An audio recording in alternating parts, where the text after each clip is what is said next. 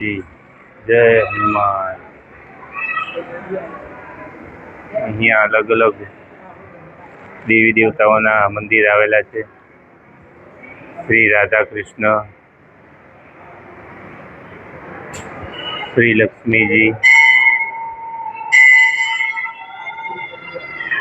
રાજાધિરાજ રાજ રાજેશ્વર શ્રી દ્વારકાધીશજી, શ્રીનાથજી અને રામ દરબાર રામ લક્ષ્મણ जानकी जय बोलो हनुमान की विराजमान છે। મંદિરમાંથી નીચે ગર્ભગૃહમાં જવા માટે રસ્તો છે। અહીંયા આગળ શ્રી ભોળાનાથનું મંદિર પણ આવેલું છે। અહીંયા મહારાજ મહંતશ્રીના દર્શન કરીને આપણે પાવન થઈએ। આગળ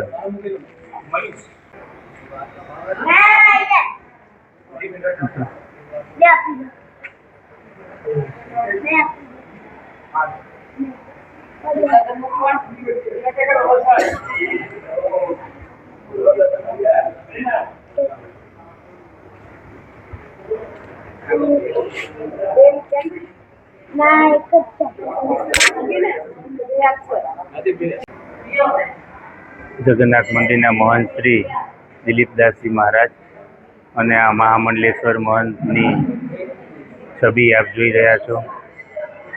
જય જગન્નાથ। જય રણછોડ માખણ ચોર, જય જગન્નાથ। જગન્નાથ મંદિરનું આ સુંદર મજાનું સ્વચ્છ પરિસર। અહીંયા રથયાત્રા હોય ત્યારે ભાવિક ભક્તોની ભીડ ખૂબ જ હોય છે। સવારે મંગળા આરતીથી જ અહીંયા આગળ લોકો ભાવિક ભક્તો દર્શન કરવા માટે આવી જાય છે। રથયાત્રા સવારે નિજ મંદિરથી પ્રસ્થાન કરીને રાત્રે પરત ફરે છે।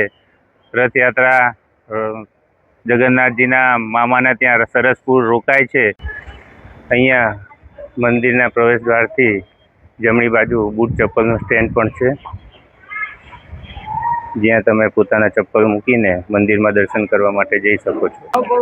મંદિરમાં સરસ મજાની ગૌશાળા છે અને ગૌશાળામાંથી છાશ બનાવવામાં આવે છે અને છાશનું વિતરણ ભક્તોને આપવામાં આવે છે પ્રસાદ તરીકે।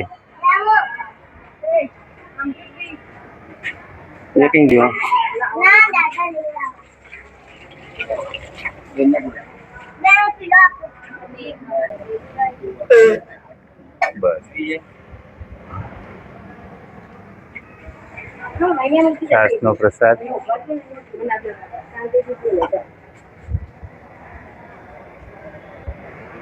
જય જગન્નાથ।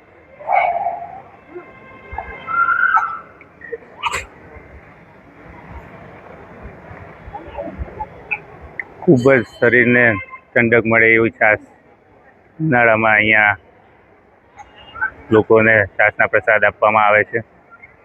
આપણે પછી ગૌશાળાની પણ મુલાકાત લઈએ। આ જગન્નાથ મંદિરની ગૌશાળા છે।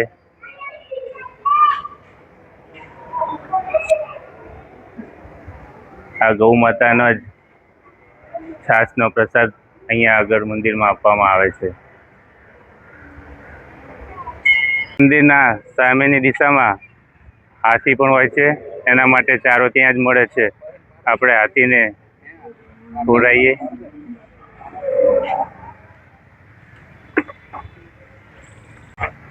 ગજરાજ